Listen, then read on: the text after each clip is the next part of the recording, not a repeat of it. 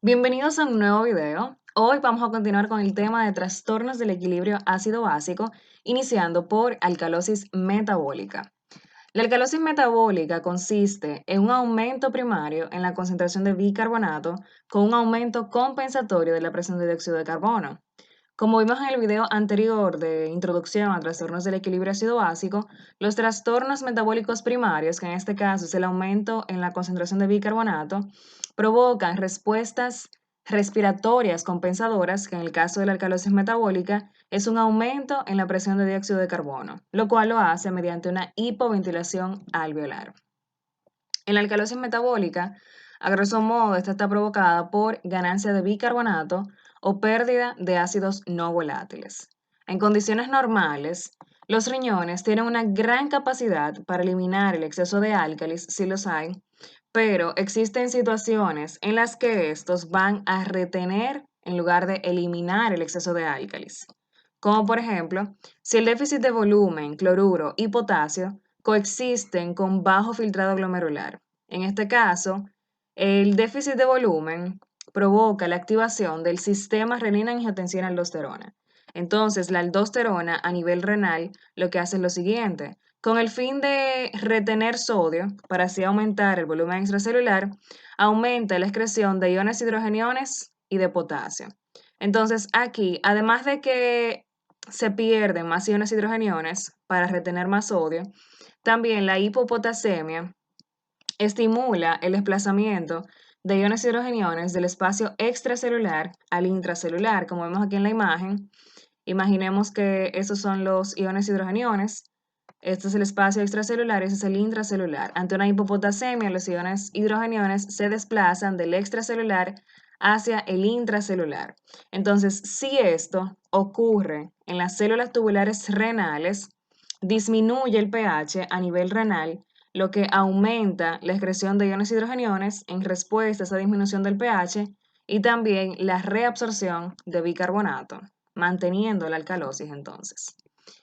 El déficit de cloruro por sí solo puede disminuir la tasa de filtrado glomerular, además de que también activa la renina. Como segunda situación tenemos la hipopotasemia, pero en este caso por un hiperaldosteronismo primario. Ya hablando de cada una de las causas en sí de la alcalosis metabólica, dentro de estas tenemos las siguientes: cargas exógenas de bicarbonato, contracción del volumen extracelular, también expansión del volumen extracelular y una de las menos frecuentes que es el síndrome de Little. Con relación a las cargas exógenas de bicarbonato, puede ser por la administración de álcalis o el síndrome de Leche y alcalinos. La contracción del volumen extracelular a su vez puede tener dos orígenes, puede ser de origen gastrointestinal o de origen renal. La de origen gastrointestinal puede estar causada por vómitos, aspiración gástrica, clorhidria congénita o un adenoma velloso, mientras que la de origen renal puede ser por diuréticos, hipercalcemia, hipoparatiroidismo, recuperación de una acidosis láctica, el déficit de magnesio o potasio y el síndrome de Bartter y Gitelman. La expansión del volumen extracelular y el síndrome de Little, junto con parte de estas, lo vamos a detallar más adelante. Los diuréticos, que como mencionábamos, es una de las causas renales de contracción del volumen extracelular, sobre todo los diuréticos de asa y los tiacídicos son los que están más relacionados. Estos, además de que aumentan la excreción renal de agua, también lo hacen de diversos electrolitos y con estos estimulan una mayor reabsorción de bicarbonato. El déficit de magnesio. El déficit de magnesio provoca una alcalosis hipopotasémica porque la excreción de potasio crea un gradiente para la reabsorción pasiva de magnesio. Entonces, si tenemos un déficit de magnesio, vamos a excretar potasio para crear ese gradiente y que aumente la reabsorción de este. El déficit de potasio, además de lo que explicamos al inicio del video, también activa la hidrógeno-potasio ATPasa, que a cambio de una mayor reabsorción de potasio, incrementa la excreción de iones hidrogeniones y con esto contribuye a mantener la alcalosis.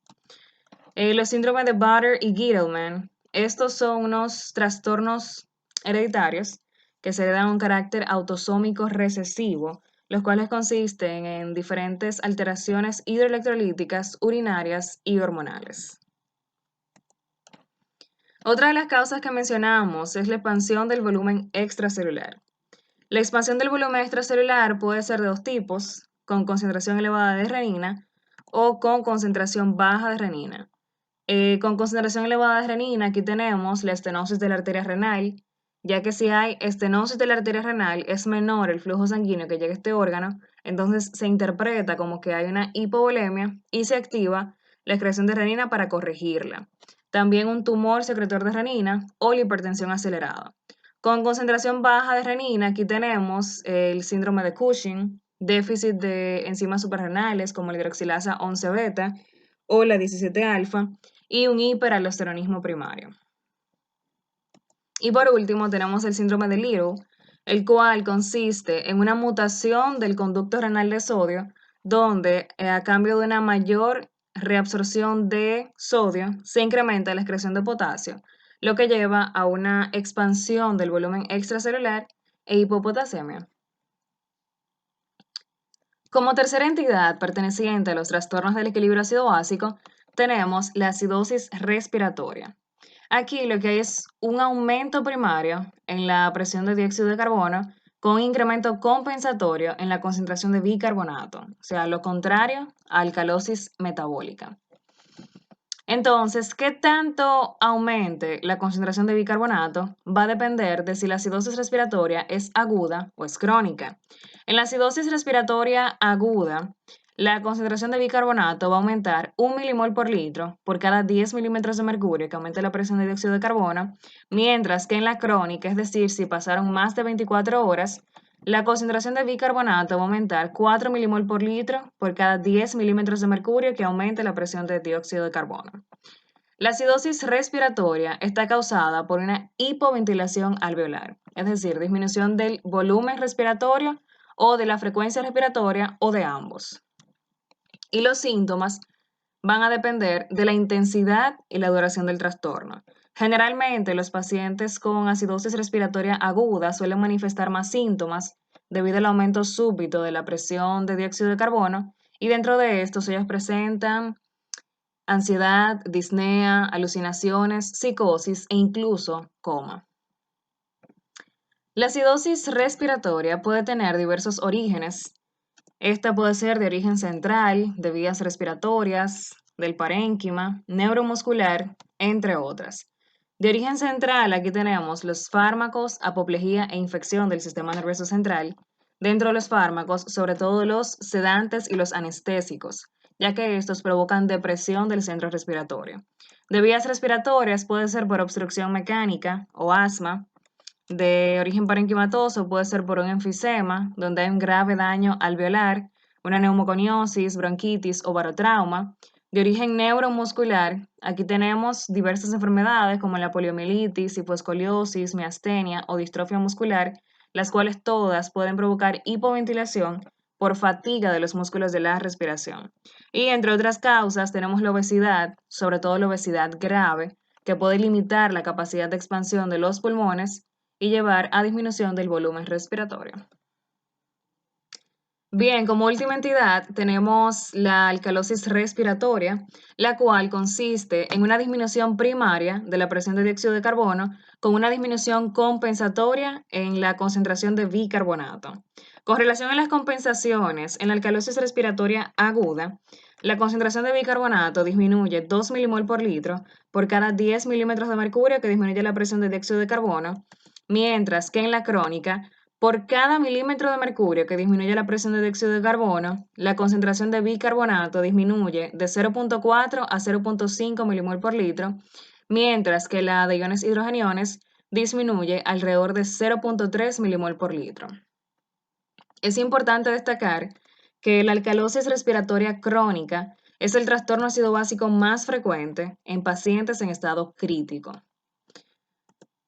Con relación a las causas de la alcalosis respiratoria, dentro de estas tenemos estimulación del sistema nervioso central, hipoxemia, fármacos u hormonas, estimulación de receptores torácicos, entre otras.